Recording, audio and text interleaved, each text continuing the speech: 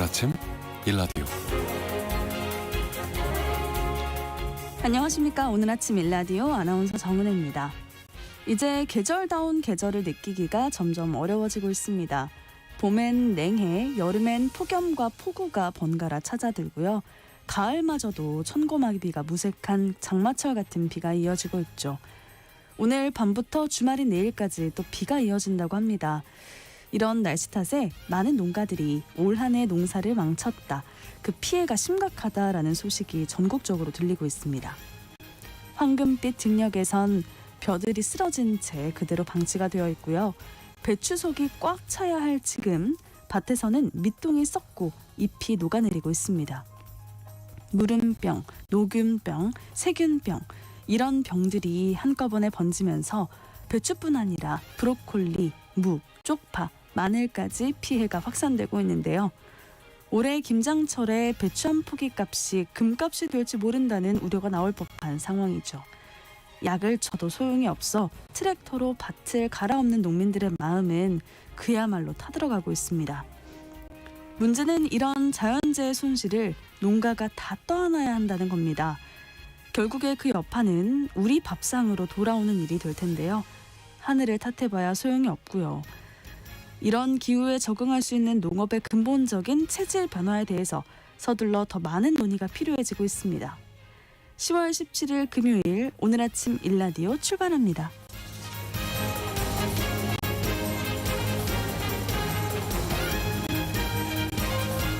오늘 아침 일라디오, 이 시간은 물론 KBS 일라디오의 모든 프로그램은 유튜브 KBS 일라디오 공식 채널이나 모바일 콩 어플리케이션을 통해 실시간으로 함께하실 수 있습니다. 오늘 팩트연구소 시간에는요, 집이 추우면 수명이 줄어든다라는 정보에 대해서 팩트체크 해보고요. 언젠가 내 집 시간에는 갭 투자를 막는 강도 높은 부동산 대책이 나왔는데 자세한 내용과 기대 효과에 대해서 살펴보도록 하겠습니다. 청취자 여러분들이 참여하실 수 있는 오늘의 퀴즈 드릴게요. 네, 이 수산물은 전라도 지역에서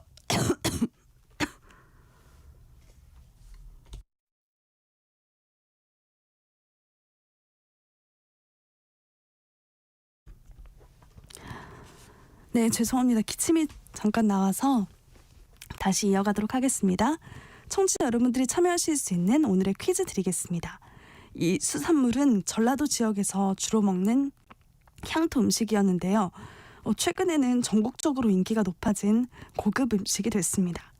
저지방과 고단백, 저칼로리 식품으로 다이어트에 좋고요. 필수 아미노산과 칼슘이 풍부해 체력을 키우거나 골다공증을 예방하는 효과가 있습니다. 특유의 향 때문에 코가 뻥 뚫릴 것 같다, 화장실 냄새가 난다, 이렇게 표현하기도 합니다. 흔히 묵은지와 돼지고기 수육을 곁들여서 삼합을 즐기기도 하고요. 10월의 수산물로 선정이 되는데 이 수산물은 과연 무엇일까요? 추첨을 통해서 농촌진흥청에서 제공하는 흑삼 세트를 한 분께, 향긋한 커피 드실 수 있는 모바일 커피 쿠폰 4분께 드리도록 하겠습니다. 방송에 참여하실 분들은요, 단문 50원, 장문 100원이 드는 유료 문자 샵 9730으로 보내주세요. 유익한 정보와 살아있는 이야기가 있습니다. KBS 오늘 아침 일라디오.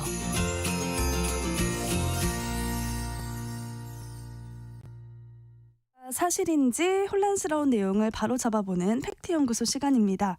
오늘은 추운 집이 수명을 깎는다는 언론 보도가 눈길을 끌어서 이에 대해서 짚어볼게요. 성정수 팩트체커와 함께합니다. 안녕하세요. 네, 안녕하세요. 네, 집이 추우면 수명이 깎아진다. 좀 놀라운 사실인데 이런 보도가 어떻게 나왔는지 맥락을 좀 짚어주시죠. 네, 일본 도쿄과학대학 사이언스 도쿄라고 불리는데요. 와타루 우미시오 교수와 공동 연구진이 내놓은 논문을 우리 언론사들이 인용해서 보도를 한 겁니다. 평균 연령 73.6세의 일본인 38,731명을 6년 동안 추적 조사한 결과입니다. 굉장히 대규모 연구인데요. 해당 연구 결과는 국제학술지 BMJ 퍼블릭 헬스에 실렸는데요. 자가 아파트 거주자, 자기 아파트를 소유한 분들이죠. 자가 아파트 거주자에 비해서 임대 아파트에 살거나 자가 단독주택에 사는 이들의 심혈관 질환 사망 위험이 유의하게 높은 걸로 분석이 됐습니다. 네, 임대 아파트나 단독주택에 사는 사람들이 심혈관 질환 사망 위험이 높다라는 내용의 연구 논문이군요. 그러면 임대 아파트나 단독주택이 더 춥나요? 연구진은 이 주택 구조적 차이로 인한 실내 열 환경의 불안정성을 지적을 했는데요. 단독주택은 아시다시피 모든 면이 바깥 공기에 노출이 되어 있어서 실내 온도가 쉽게 떨어지고 변동폭이 큽니다. 반면에 아파트는 이웃 세대에 둘러싸여 있기 때문에 열 손실이 적고 온도 변화가 완만하죠. 일본에서 앞서 수행한 여러 연구에서도 단독주택이 추운 실내 온도와 큰 온도 변화를 보이는 경향이 있다. 이렇게 나타났습니다. 임대 아파트의 낮은 주거 품질도 문제로 지목이 되는데요. 임대주택 상당수가 단열이 잘 되지 않는다고 합니다. 단열 개선에 드는 비용은 집주인이 부담하지만 그 혜택은 세입자가 보기 때문에 집주인이 투자를 꺼리는 게 이유로 지목이 되는데요.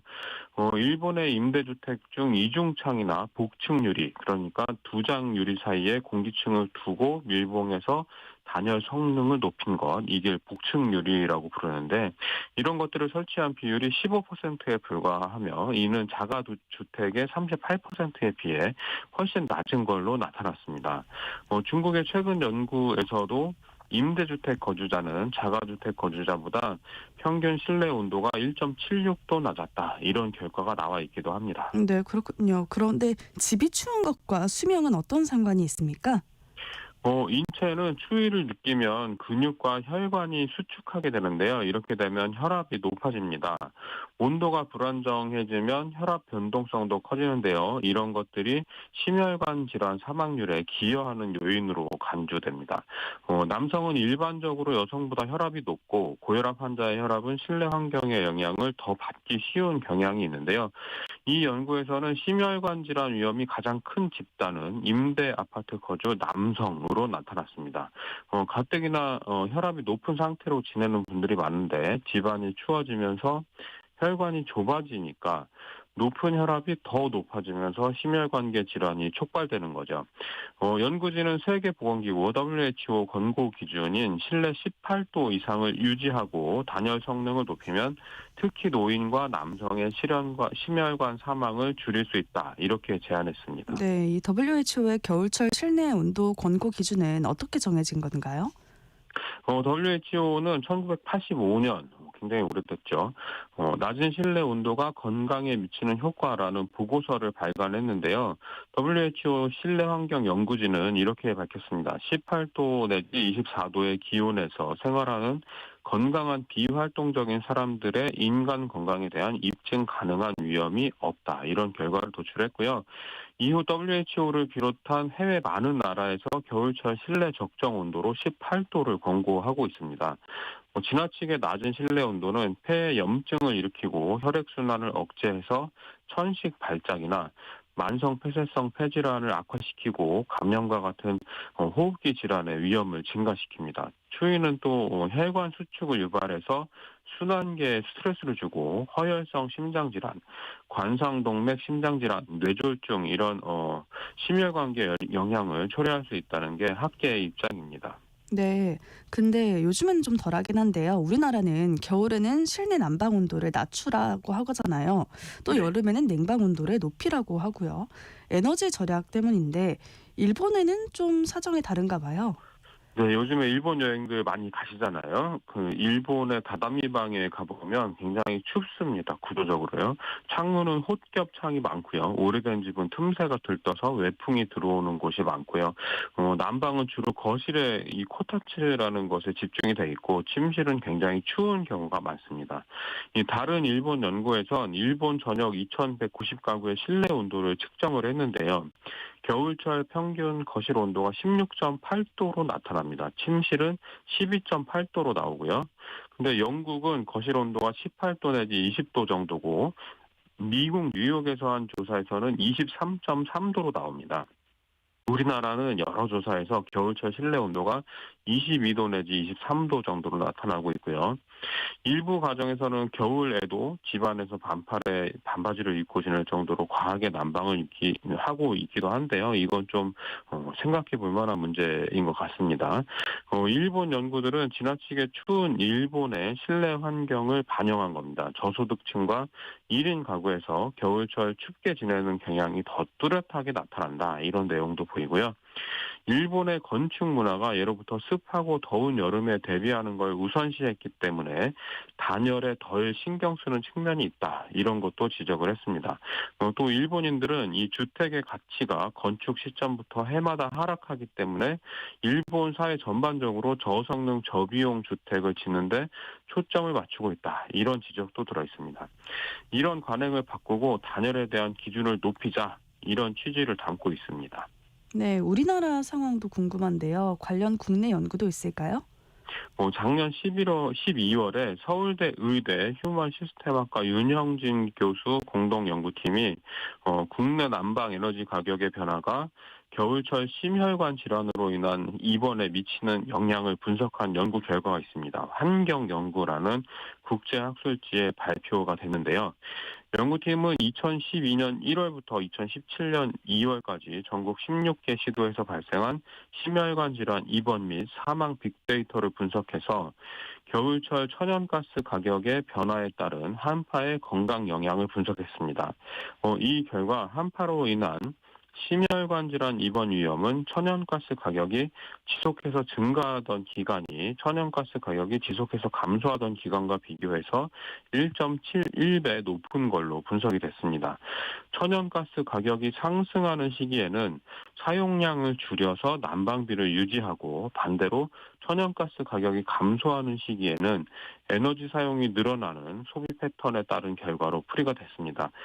결국에는 난방비가 부담이 되는 취약계층은 한파가 닥칠 경우에 적정 실내 온도를 유지하지 못할 가능성이 커지고 결국에는 건강 문제로 이어진다. 이런 해석이 가능한 거죠.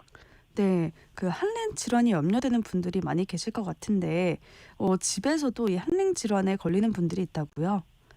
네, 질병관리청은 겨울마다 한랭질환 응급실 감시 체계를 가동합니다. 저체온증이나 동상, 동창 등 한랭질환으로 응급실에 실려오는 사람들을 분석하는 건데요. 지난 겨울 통계를 좀 살펴보면요. 2024년 12월 1일부터 2025년 2월 28일까지 응급실을 찾은 한랭 질환자는 모두 334명이었는데요. 이 중에 8명이 목숨을 잃었습니다. 한랭 질환자의 주요 증상으로는 저체온증이 80.2% 가장 많았고요. 사망자 8명 중 7명의 사인도 저체온증으로 나타났습니다. 한랭 질환자를 성별로 나눠보면 남성이 여성보다 약 2.3배 많았고요. 연령별로는 65세 이상이 54.8%로 가장 많이 발생했습니다. 특히 80세 이상 고령층에서 30.8% 환자가 발생했고 75%의 추정 사망이 발생해서 고령층의 한랭 질환 위험도가 굉장히 높은 걸로 확인이 됐습니다.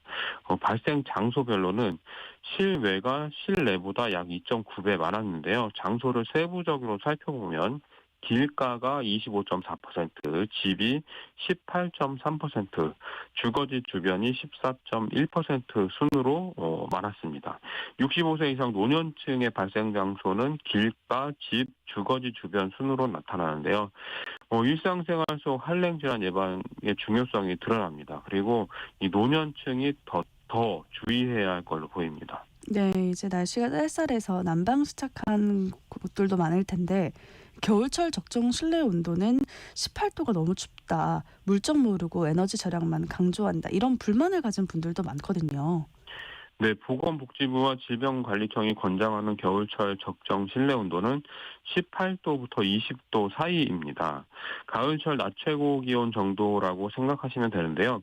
가을에 밖에 나갈 때 어떻게 입으시는지 생각해 보시면 금방 답이 나올 겁니다. 18도부터 20도 사이 이 온도에서는 집 안에서 반팔 반바지 입고 있으면 춥죠. 그리고 집에서 긴팔 긴바지 입는 거를 갑갑하다고 못 견디는 분들이 계시긴 한데요.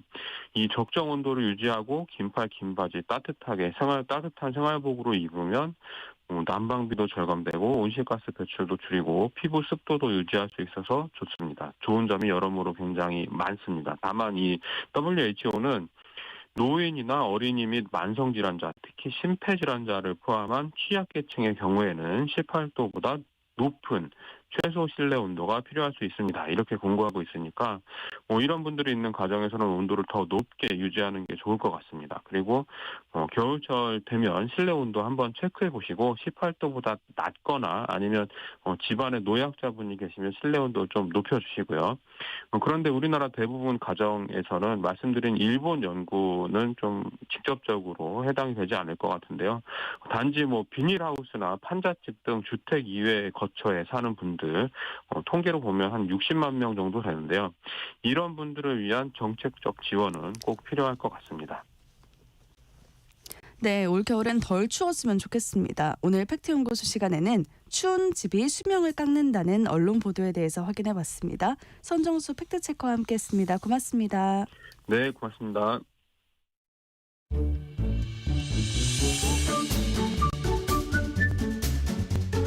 아침을 여는 기분 좋은 습관.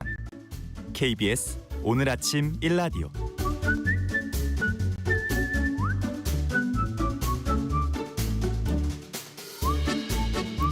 정부가 고강도의 부동산 대책을 발표했는데요. 오늘 언젠가 내 집 시간에서 자세하게 살펴볼게요. 커넥티드 그라운드 최상욱 대표 나오셨습니다. 안녕하세요. 예, 안녕하세요. 최상욱입니다. 네, 10월 15일이죠. 부동산 대책이 나온 지 이틀이 지났는데 우선 전반적인 내용에 대해서 어떻게 평가하시는지 또 지금의 시장 분위기는 어떤지 설명 부탁드립니다. 네, 어저께 목요일 기준으로 주간 가격 동향이 발표가 되었는데요.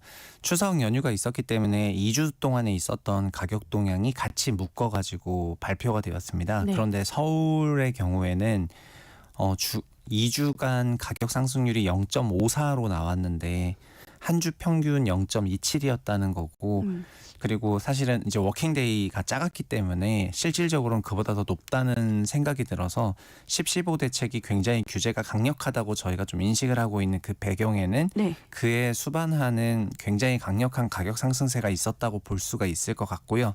그리고 분당 같은 경우에는 2주긴 하지만 1.5%가 나왔기 때문에 2주 1.5%란 거는 연유로 하면은 80%라는 거거든요.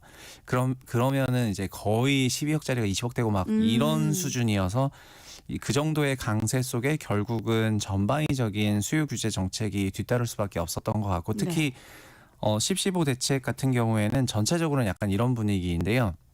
국토부가 9월 7일에 9.7 부동산 공급 대책을 냈는데 9월 둘째 주부터 소수점 첫째 자리로 오르기 시작을 했고 9월 5주차가 됐을 때 0.27까지 올라갔으며 그리고 분당 포함해가지고 서울에 있는 4분위 주택 같은 고가 주택은 0.6까지 올라갔거든요. 결국 국토부 입장에서는 본인들이 공급 대책을 냈음에도 불구하고 주택시장이 오히려 더 과열이 되는 양상이 나타났기 때문에 결자 해지하는 마음이 있었을 거라는 생각이 드는데요. 그래서 10.15 대책을 요약하면은 서울 전역 그리고 경기도 12개 지역에 대해서 토지거래 허가구역으로 지정을 하는 그런 강수를 두었습니다. 그거와 함께 금융위에서 전세 대출 규제를 포함을 시켰고 그다음에 주택의 구입자금 대출 규제를 포함하고 내년도에 은행 대출 규제를 포함하는 등 전방위적인 수요 규제가 발표가 되었습니다. 네, 추석 전에 저희가 집값 급등 이야기를 나눴어요. 네. 공급보다 수요 정책이 필요하다라는 말씀을 하셨는데 이번 대책이 그런 배경에서 나왔다고 봐야 될까요? 네, 사실 수요라는 것도 단기, 중기, 장기적인 대책이 있는데요. 장기 대책은 세제 정책 같은 것이고 중기 정책 같은 경우에는 대출 제도와 관련한 이런 내용이 되는 건데 단기에 영향을 확실하게 미치는 것은 바로 토지거래 허가제 같은 거래 규제라고 할 수가 있거든요. 네. 그런데 그런 맥락에서 10.15 대책이 매우 긴박하게 나왔던 것 같습니다. 특히 9.7 대책에서 국토부 장관이 토지거래 허가제를 지정할 수 있도록 개선하겠다라는 내용을 발표를 했는데 현행 서울시 같은 경우에는 서울시장과 국토부 장관이 토지거래 허가구역을 둘 다 지정할 수 있는 상황에서 서울시장이 이미 기존에 지정했던 서초, 강남, 송파, 용산구가 있는 상태에서 국토부 장관이 뭐 마포구나 성동구만 지정할 수는 없거든요. 네네네. 그런데 가격이 주간 0.27, 2주간 0.54로 너무 가파르게 튀었기 때문에 그런 상황에서 국토부에서 할 수 있는 거는 서울시 전체를 행정구역으로 묶어서 하는 거는 현행법에서 가능했기 때문에 주택 가격이 그렇게 높지 않았던 서울의 1분위나 2분위 주택 같은 경우에도 같이 토거지로 묶여버린 효과가 있는 것 같고요. 그래서 여러 가지로 시기가 너무 급하게 주택 가격이 오르다 보니까 그냥 뭐 행정상으로 약간 터프한 게 있었던 것 같고 그런 부분들이 지금 이제 약간 좀 비난 정서에 비난 정서가 좀 올라오는 그런 흐름을 보이고 있는 것 같습니다. 네, 그 규제 지역의 범위가 아주 넓거든요. 서울시 전 지역과 또 경기도 12개 지역에 해당이 되는데 이렇게 똑같이 규제를 적용해도 괜찮을까요? 제가 생각할 때는 원래 지금 주택시장의 특징은 서울도 고가주택군 상위 40%라고 하는 5분위와 4분위 지역, 그리고 경기도도 5분위와 4분위 지역에 해당이 되거든요. 그래서 경기도 같은 경우에는 12개를 구별로 쪼개가지고 세부 지정을 했는데요. 서울의 경우에는 그냥 25개 구를 다 묶어버렸기 때문에 소위 서울의 3분위, 2분위, 1분위 지역 같은 경우에는 토거지로 지정할 필요가 없을 만한 주택시장이었거든요. 그래서 그런 부분이 있었기 때문에 아마도 이제 입법하는 절차가 마무리되면은 이런 지역은 해제 가능성도 있다고 보고 있습니다. 네, 그럼 대출도 살펴보겠습니다. 어떤 변화가 생길까요? 대출은 크게 보면 두 가지가 생기는데요. 하나는 제일 유명한 거는 15억 이하 주택에 대해서는 이미 6억 원이라는 대출 한도가 존재하고 있었습니다. 근데 15에서 25억이라는 칸, 그리고 25억 초과라는 칸을 또 만들어 가지고 15에서 25억은 대출 한도를 오히려 4억 원으로 줄이고 25억 이상은 오히려 대출 한도를 2억 원으로 낮추는 그런 주택 대출을 좀 더 강도 높은 방식으로 했습니다. 그래서 이런 정책이 나오는 부분에 있어서 숫자가 조금 맥락 없이 나온 게 없진 않아가지고 네. 그러니까 15억에서 6억이라는 돈은 LTV 40% 정도가 되는 건데요. 지금 토지거래 허가제뿐만 아니라 투기과열 지역이나 조정지역으로 같이 묶이는 경우에는 대출 한도가 아파트 같은 경우에는 LTV 40으로 내려오거든요. 그러면 25억 원 초과 주택에 대한 대출 한도는 LTV 40이라면은 10억 원이 되는 것이 맞는데 현재 대출은 이미 6억 원으로 상한을 두고 있기 때문에 20억 넘는 초고가 주택 같은 경우에는 벌써 이런 걸 적용을 받고 있으나 이번 대책에서는 그걸 다시 또 2억 원으로 더 낮춰가지고 네. 추가 대출 규제를 한 셈이나 마찬가지가 되었습니다. 결국은 이런 대출 규제를 하는 데는 어떤 근거나 이유가 있어야 되는 건데 아마도 자금조달계획서에서 밝혀지는 그 주택 구입 자금 대출의 전반적인 출처들을 보면은 가족 간의 대출도 상당액을 차지하는 것으로 예상이 되고 그 정도에 해당하는 금액만큼 금융기관 대출액을 차감한 것으로 보여집니다. 네. 근데 주담대는 우회해서 받을 수 있지 않나요? 627 대출 시행 이후에도 그 30% 안팎의 매수자가 6억 원 초과 대출을 받았다고 하던데 고소득층들은 신용 대출, 사업자 대출 등을 활용했다고 하더라고요. 이번엔 어떨까요? 네, 지금 이번 대책에서는 사업자 대출도 강화를 했는데요. 사실은 그 뉴스가 1월에서 8월까지의 그 주택 매매 거래를 포함한 자금 조달 계획서를 분석한 자료에서 보도 자료가 나온 것입니다. 근데 1월에서 8월을 다 포함한 거다 보니까 대책은 627이었고 그리고 대출이라는 거는 잔금 일자를 기준으로 하는데 매매 거래는 627 이전에 있었던 것도 이제 9월까지도 잔금이 있었거든요. 그래서 6억 원 초과 주택에 대한 그런 뉴스가 나온 것은 그 이후를 좀 담은 것 같고요. 그리고 일부에서는 우회하는 현상도 있다고는 하지만 그런 부분들에 대해서는 과거 정부와는 다르게 좀 꼼꼼하게 관리를 하고 있습니다.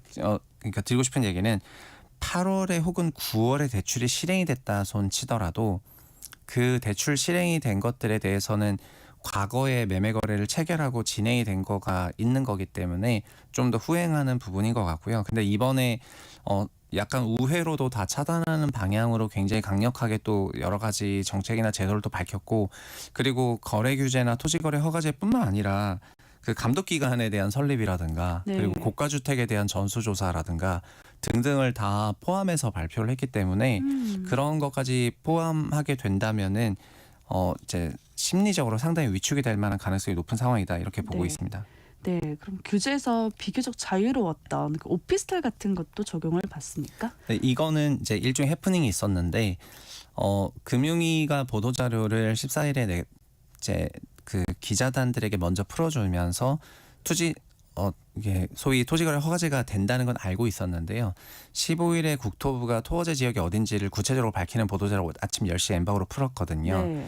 그런데 그 과정에서 금융위가 국토부가 어딜 하는지에 대한 명확한 그 이해가 없었던 상태에서 보도자료가 나가면서 그 토지라든가 비주택, 즉 오피스텔 같은 그런 주택들, 그런 이제 주거용 건물들도 LTV가 40으로 내려간다는 것으로 오해를 했었던 것 같습니다. 그래서 약 하루 정도 굉장한 해프닝이 있었고 어저께 다시 결국은 금융위 보도자료가 새롭게 나왔는데요. 지금은 오피스텔에 대한 LTV는 아파트와 다르게 70이 유지가 되는 것으로 발표가 되었거든요. 그래서 시장에서 이것도 혼선이 있었던 내용이다. 정리하면은 서울을 포함해서 경기도 12개 그 토지거래 허가와 투기과열 지역에 대해서는 LTV가 40으로 내려갔습니다. 그런데 오피스텔 같은 경우는 LTV가 70으로 유지가 되고 있다. 그렇게 요약하겠습니다. 네, 전세 DSR이 처음 도입된다고 하는데 이거는 어떻게 적용되나요? 네, 이 부분은 금융위 대책으로 발표가 된 부분인데요. 전국에 주택이 한 채라도 이상 있으신 유주택자가 수도권과 투기과열 지역에서 본인이 전세 임차인으로 들어가려고 하는 경우에 그 전세금에 대한 대출을 받는다면은 자기의 대출 한도에서 전세 이자가 빼지는 형태가 되는 것입니다. 제가 제주도에 집이 있는데 수도권에 전세 4억짜리 들어가려고 하는데 전세 4억에 대출 한 3억쯤 받고 싶다. 그러면 3억 대출에 대해서 한 4% 이자를 빠지면 1,200만 원 정도가 되는데 이것이 저의 DSR 한도에 들어간다는 그런 예시로 들으시면 되겠습니다. 네. 그래서 이 부분은 자연스럽게 시장에서 이미 대출을 조금 많이 받으신 분 같은 경우에는 전세 대출을 받지 못하게 만드는 효과가 있고, 그리고 전세 대출을 받았을 때 다른 대출, 신용대출을 포함해서 다른 대출에서 DSR 한도가 차감되는 부분이 존재하는 거다 보니까 시장의 자발적인 월세 선호로 이어지는 그 효과를 낳을 거로 생각이 되거든요. 그래서 전세는 아파트 같은 경우에는 좀 완만하게 비선호가 되어 있었고, 비아파트 같은 경우에는 전세 사기 사건으로 인해 가지고 비아파트는 그냥 반강제적으로 월세화가 이미 다 되었던 상황인데요. DSR 정책을 전세에도 포함하는 방식으로 바꿨고, 그리고 보도자료에 보면은 현재는 유주택자분들만 전세 DSR을 적용하는데 앞으로는 무주택자분들을 포함해서 전세 DSR을 한다는 것으로 확대할 예정이기 때문에 그렇군요. 이제 그런 거를 보면은 결국 가계대출에 대한 신용 증가 속도를 늦추겠다는 거랑 전세 힘 빼기, 그리고 종합적으로 그 10.15 대책을 보시면은요. 다른 부분에 대해서는 크게 규제하지 않는데 전세 낀 갭 매수에 대해서는 확실하게 잡겠다는 신호가 여기서도 나오는 거거든요. 그래서 이번 대책을 통해 가지고 아까 말씀드린 것처럼 토어제 지역이 전세 낀 갭이 높지 않은 지역은 그렇게 규제할 필요까지는 없었다는 네. 그런 생각을 해보면은 이 10.15 대책은 한번 재정비가 될 것 같긴 한데요. 근데 10.15 대책에 있었던 그 중심 축은 뭐냐면은 전세 낀 갭 투자 수요가 일반 수요와 합쳐져서 전체 수요 100을 만들고 있는데 주택가격 상승이 높은 지역은 갭 매수 수요가 50 정도는 차지하거든요. 근데 그런 지역에 대해서는 전세 낀 갭 투자를 어렵게 하겠다. 이런 그 목적이 읽히는 그런 정책이라고 볼 수 있겠습니다. 그러면 월세 선호가 혹시 높아져서 월세 상승으로 이어질 가능성이 있을까요? 네, 저는 뭐 이미 시장에서는 아파트 같은 경우에는 전세 가격은 좀 안정세인데 일부 언론에서 막 전세가 몇 억 올랐다 이런 경우에는 실질적으로 전세 가격 지수와 월세 가격을 본다면 월세 가격 지수가 훨씬 더 선호가 올라가다 보니까 수요가 네. 몰려가지고 그쪽 가격 상승률이 가파르고, 전세의 경우에는 지금 뭐 사실은 상당히 안정적입니다. 그리고 비아파트 같은 경우는 2년 전에 전세 사기가 있었고 작년 기준으로 사실상 거의 다 월세화로 바뀌어 있는 그런 상황이어가지고 월세에 대해서는 이제 과열 움직임이 있는데 이런 제도를 통해서 더 그런 게 가파라질 가능성이 있어 보이고요. 그래서 아마 후행해가지고는 월세에 대한 그 여러 부담을 완충시키는 그런 장치들이 나오지 않을까 이런 생각이 있고, 전세는 본건으로 인해 가지고 비선호가 더 커질 거라고 보고 있기 때문에 네. 전세가가 오르는 것이 아니라 그냥 전세에 대한 비선호가 전세 시장을 좀 더 약세로 끌고 가지 않을까 하는 그렇게 전망하고 있습니다. 네. 규제 지역을 넓혔지만 분양가 상한제를 적용하는 건 그 지역을 넓히지 않았다고 하죠. 어떻게 적용이 되는 건가요? 네, 원래는 투기과열 지역이 되는 경우에는 분양가 상한제 대상을 받는데 10월 14일에 이 부분을 받지 않도록 손을 써놨고요. 네. 그리고 조정 지역이 되는 경우에도 고분양가 심사 기준이라는 제도가 있습니다. 그러니까 분양가 상한제 같은 경우는 원가로 분양하라는 방식이니까 요즘 서울의 4개 구에서는 분상제로 청약을 했었어서 상당한 청약 인기가 있었는데 일반 지역에서는 그냥 시장 가격 분양이기 때문에 분양 가격이 높은데 청약을 해야 되는 그런 곤란함을 줬거든요. 근데 이번에 투기과열 지역으로 지정이 되면서 분양가 상한제가 적용이 되는 거로 생각을 했는데 브리핑에서부터 분양가 상한제 적용을 하지 않는다라고 얘기를 했기 때문에 이거는 이 서울과 경기 12개 지역에서 진행하고 있는 재건축이나 정비 사업 등에서 분양가 상한제 적용을 받음으로 인해서 사업 손익이 훼손되는 것을 방지하는 것을 미리 발표했다는 것이고요. 네. 그리고 고분양가 심사 기준조차도 적용을 받지 않는다는 거는 그거는 말 그대로 분양 사업이 위축되는 거는 원하지 않겠다는 것이 확실히 읽히는 거거든요. 그래서 10.15 대책은 아까 말씀드린 것처럼 전세금 갭 투자만 받고 전세를 어떻게든 힘을 빼겠다 이런 쪽에 방점이 찍힌 거지 다른 부분에도 같이 규제 정책으로 묶여가지고 다 엮어버리겠다는 그런 형태의 정책은 아니라고 볼 수 있을 것 같습니다. 네, 이번 규제가 그 재건축 사업에 어떤 영향을 미칠 수 있을까요? 네, 현행 규제는 결국은 재건축 사업에는 재건축 사업의 사업 손익에는 큰 영향은 없는데요. 다만 투기과열 지역이 되게 되면은 조합원 지위 양도와 관련해 가지고 제약이 생기게 되거든요. 그래서 투기과열 지구나 토지거래 허가제 자체가 근본적으로 거래 규제라는 것을 보시면은 거래를 하는 과정에 있어서는 상당한 제약이 뒤따를 수밖에 없는 그런 상황이고요. 다만 과거와 조금 달랐던 거는 과거에는 뭐 재건축 초과입 환수를 포함해 가지고 분양가 상한제를 적용하고 등등 재건축의 사업 손익과 관련한 규제들도 굉장히 많이 발표를 했었는데 네. 현재는 거래를 규제하는 방식으로만 손을 좀 대고 있기 때문에 그렇게 해석을 하고 있습니다. 네, 그 또 이번에 나오지 않은 부분 중에 이제 더 나올 만한 게 세제 부분인데 세제 관련해서 어떤 정책이 나올 걸로 보세요? 네, 이번 10.15 대책을 발표를 했는데 사실은 거래에 불편함이 있긴 하지만 10월 20일부터 토어제가 지정이 되기 때문에 그 토어제 전에 상당한 거래량 팽창이 있을 거라고 생각하고 이번 주가 아마 올해 뭐 농사는 중개사분들 입장에서는 다 지어야 되는 그런 한 해고 시장에서도 토지거래 허가구역상에서 부동산 거래해본 분이 많지가 않으세요. 네. 지자체한테 신청서 사전에 써가지고 허가가 득해지면은 계약서를 써야 되고 이런 절차들이 익숙하지 않으니까 사실은 어떤 연유에 됐던지 간에 그 굉장히 많은 거래가 있을 거라고 생각이 되거든요. 그런데 거래 불편함은 있지만은 굳이 주택을 지금 다 처분해야 되냐 이런 부분에 대해서 시장에서 굳이 지금 주택을 왜 처분하죠? 라는 질문에서 주택을 유지하는 데 있어서 하등 부담이 증가하거나 한 부분이 없는데 정부에서는 이런 거를 어떻게 후속 조치를 예고하고 있냐면은 주택에 대한 보유세를 포함해 가지고 세제 관련해서 종합적인 개편을 하겠다는 그런 이제 가이드라인을 일단 발표한 상태가 되는 거거든요. 결국은 앞으로 나올 그 세제 관련 정책이 얼마나 빨리 얼마나 어떤 내용으로 나오느냐에 따라 가지고 이번 10.15 대책이 실패로 끝나느냐 그냥 아니면은 대통령이 발언했던 것처럼 일본식 주택가격 폭락이라든가 주택가격 안정이라든가 이런 급격한 가격 조정이 있느냐는 후행으로 나오는 세제 정책이랑 같이 봐야지 될 것 같고요. 네. 결국 지금 이제 제일 중요해진 거는 이제 10월 20일 이후부터 거래가 없을 거고 그리고 전체 수요의 절반인 갭매수가 빠지면 시장 안정화되는 건 단기적으로 명확해 보이는데 네. 장기적으로 봤을 때 이게 이런 방식으로 갈 수 있는 부분인지 세제랑 결합해가지고 어떤 영향을 줄 건지는 결국 나올 세제 정책에 달려있다고 볼 수가 있겠습니다. 그러면은 미리 어떤 변화가 나올지 예측을 하면서 그걸 좀 염두를 좀 해야겠죠? 네, 맞는데 그 레인지가 너무 넓어져가지고요. 너무 넓군요. 그러니까 현재 이미 저희가 잘 알고 있는 재산세 종부세를 개혁할 건지 장기 보유 공제를 건들 건지 그다음에 양도세는 어떻게 할 건지 취득세는 어떻게 할 건지부터 시작해서 네. 사실은 종합부동산세라는 것도 과거 노무현 정부 때 신설 세제였거든요.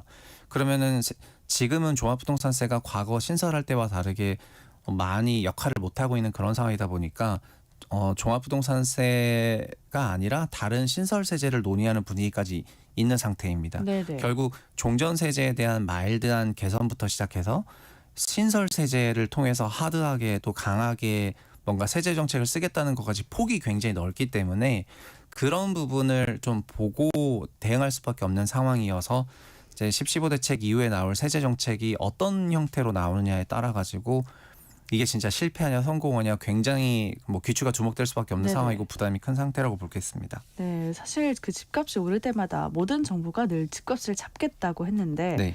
막상 떨어질 것 같으면 그걸 또 막는 엇박자 정책을 내놓곤 했거든요. 이번에는 그 어느 정도의 하락을 감수하면서 성공시킬 수 있을까요? 집값이 과연 얼마나 떨어지고 또 시장이 안정이 될까요? 네, 그거는 소위 그것을 이제 하락시킬 용기라고 미움받을 용기에서 약간 개조해서 하락시킬 용기라고 하는 건데 우리나라 주택 정책을 보면 특히 문재인 정부 때 주택 정책을 보면은 핀셋 규제라는 말이 유명했었거든요. 네네, 맞아요. 특정 규제 지역을 하면은 거기가 과열돼서 거기만 규제하고 그러면 그다음 풍선 효과가 나고 그럼 또 거길 규제하고 이렇게 핀셋 규제를 하다 보니까 약 26회의 정책을 쓰는 과정에 전국이 규제 지역화되는 네네. 부분이 있었는데 이번 10.15 대책에서 이제 관료들 브리핑을 들어보면은 과거 정부에서 핀셋 규제를 했던 거는 소위 광범위한 지역을 덮을 용기가 없었던 것도 있고 그리고 좁은 지역을 덮었을 때는 너무나 자연스럽게 핀셋이 나기 때문에 그냥 사실 다 덮었다. 그리고 이것도 부족하면 더 덮겠다. 이렇게 굉장히 터프한 발언이 있었거든요. 네. 그런 것을 보면은 시장의 과열을 안정화시키는 것을 넘어서 소위 하락시킬 용기를 어느 정도는 드러냈다라고 볼 수가 있는 건데요. 네네. 다만 서두에 말씀드린 것처럼 그 토지거래 허가구역을 규제하는 부분에 있어가지고 교통정리가 완전히 되지 않은 상황에서 지자체장이랑 그런 부분을 말끔하게 교류하지 못하고 그럴 필요까지 없었던 지역까지 너무나 터프하게 덮어버렸기 때문에 그런 부분은 조금 문제가 있어 보이고요. 그리고 시장은 사실 뭐 하락 정책을 쓴다 그래서 하락하는 것도 아니거든요. 왜냐하면은 결국은 수요 시장에서 이런 여러 가지를 다 보고 의사 판단을 하는 건데 현재 시장이 안정은 됐지만은 약세로 가지 않았었던 거는 그냥 여러 가지 정책들이 계속해서 시장이 좀 경색될 것 같으면은 네. 다시 받쳐주는 부양 정책들을 계속 써왔기 때문이라고 볼 수밖에 없을 것 같습니다. 네. 윤석열 정부에서도 22년 하반기부터 주택시장이 경색나고 지금 이제 기억하시는지 모르겠지만 레고랜드 사태 등등이라고 비롯되면서 채권가 금리가 치솟고 네. 기준금리가 올라가는 과정에서 부동산이 붕괴하니까 23년 13 대책이라 해서 당시 기준으로는 둔촌주공 아파트 살리기라고 이제 오명을 쓰긴 했지만 그런 방식으로 부양책이 나왔고 그리고 생애 최초를 포함해가지고 여러 특례 보금자리론도 나오면서 받쳤던 건 또 사실이거든요. 결국은 정책은 위아래로 엄청나게 열려 있지만 그 의지가 중요한데 과거에는 하락시킬 용기까지는 없었다는 거는 다 확인 가능한 것 같고요. 네. 이번에는 대통령이 일본식 하락을 경고한 그런 상황에서 매우 강력하게 나왔기 때문에 그러면 이번엔 정말 그런 용기가 있는 거 맞아라고 이제 좀 더 지켜보는 거고 그거를 뭘로 본다? 세제 정책으로 본다. 이제 그렇게 되어 있습니다. 그렇군요. 네. 그러니까 되게 어려운 사실이었는데 그 대표님이 그렇게 되게 자세하게 또 상세하게 설명을 해주셔서 이해가 잘 됐습니다. 아유, 갑자기 네. 기분이 좋아졌습니다. 저도. 언젠가 내 집 시간 오늘은 10.15 부동산 대책의 내용과 전망에 대해서 살펴봤습니다. 커넥티드 그라운드 최상욱 대표님과 함께했습니다. 고맙습니다. 예, 감사합니다. 네, 오늘의 퀴즈 정답은 홍어였습니다. 5215님, 9196님, 0530님, 7896님 정답 보내주셨어요. 중복 당첨 여부 확인 후에 당첨자는 홈페이지에 올려놓도록 하겠습니다. 오늘 아침 일라디오 지금까지 아나운서 정은혜였습니다. 모두 좋은 하루 보내세요.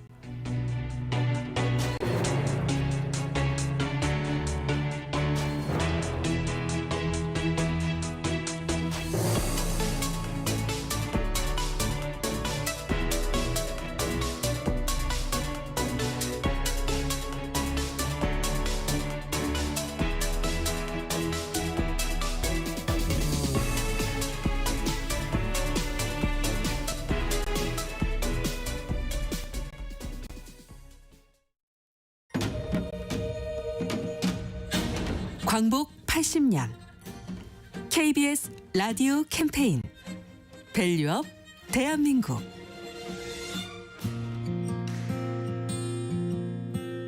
네, 반갑습니다.